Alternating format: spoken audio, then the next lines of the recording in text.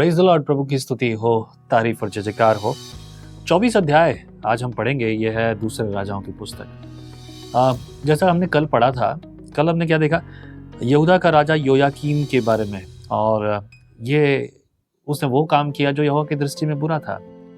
ये बुराई जो है ना, वाकई में बड़ी खतरनाक है, परंतु ये हमारे शरीरों में बसे हुए, हमारे अंगों में बसे हुए पाप है जो बस इसी बात के लिए प्रेरित करता है, बस यही करते रहो, यही करते रहो।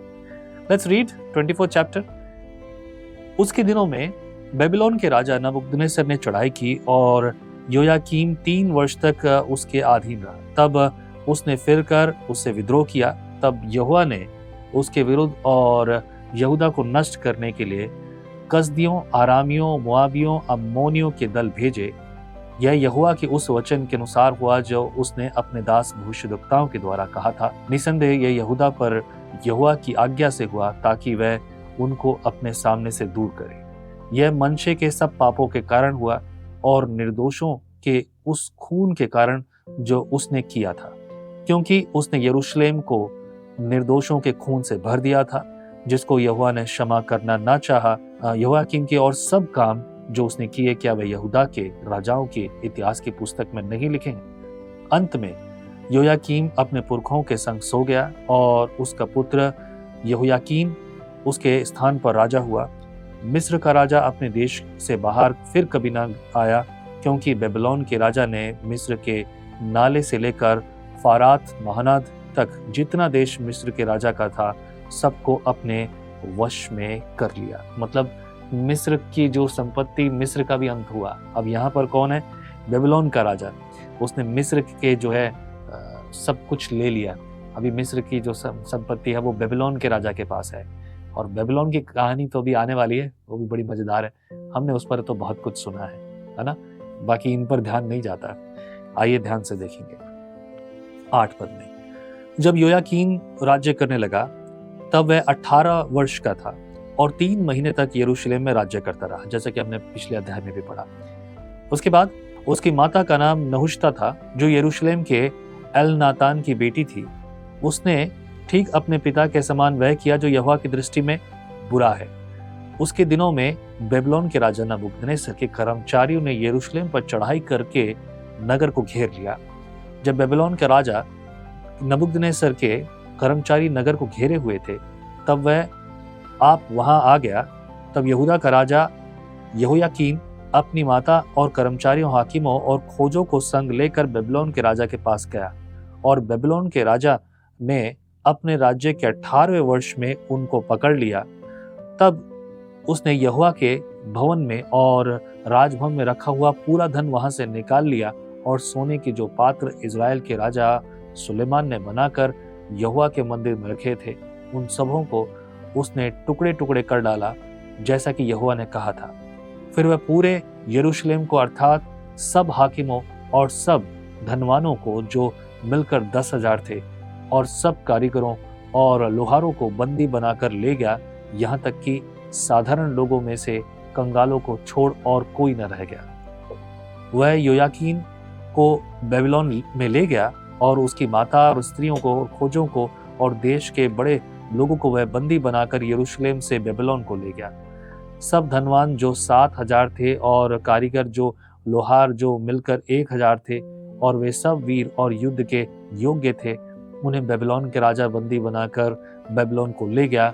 बेबीलोन के राजा ने उसके स्थान पर उसके चाचा मत्याह को राजा नियुक्त किया और उसका नाम बदलकर सिदकिय्याह रखा।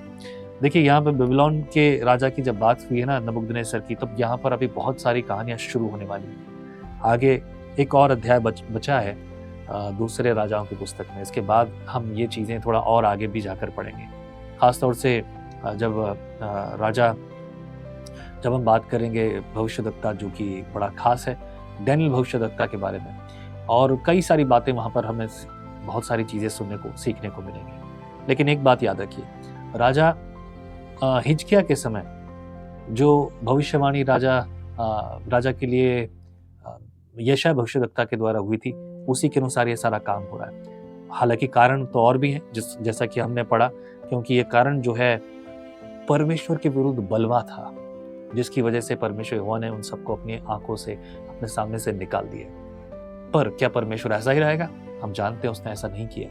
उसने उन्हें छोड़ा, उन्हें आशीषित किया, उन्हें फिर से बसने दिया और आज के दिन तक फिर से बसा है इजराइल।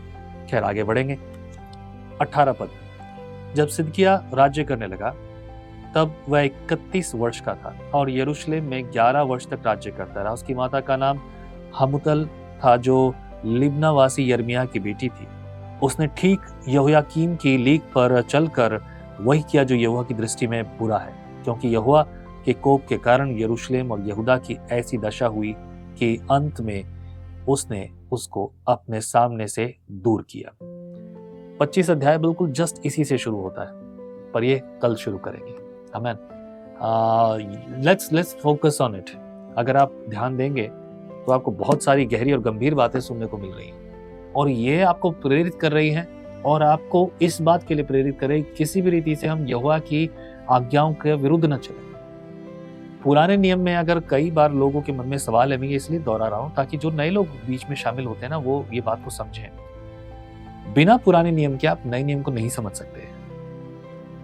हमने शुरुआत भले ही नए नियम से की थी और उत्साहित हो गए, लेकिन जिस वजह से उत्साहित हुए हैं उसका इतिहास जानना जरूरी है और इसीलिए ये अध्ययन का समय है। प्रभु बुद्धि दे, ज्ञान दे। मेरे परमेश्वर, बहुत कमी है प्रभु, बहुत घटी है बुद्धि और ज्ञान की। भर दे प्रभु अपने आत्मा से, ताकि हम तेरे वचन के अनुसार, आत्मा के अनुसार चलाए चले, तेरी मर्जी से दे पूरा करें।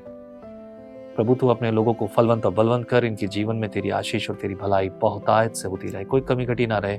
विश्वास में, संगति में, सब बातों में आगे बढ़ा प्रभु, तेरी योजना इनके जीवन में पूरी होती रहे। सारा आदर, सारी महिमा तुझे मिले। प्रार्थना में प्रभु यीशु के नाम से मैं मांगता, सुन और कबूल कर पिता। आमीन, आमीन, आमीन, आमीन। Be blessed. आगे बढ़ते जाओ, संगति करते जाओ, प्रभु की स्तुति करते जाओ, और तो कुछ नहीं मांग रहा। जय मसीह की। परमेश्वर का वचन जीवन देने वाली रोटी है। आओ हम इस जीवन देने वाली रोटी का और मजा लें विजनरी टीवी पर।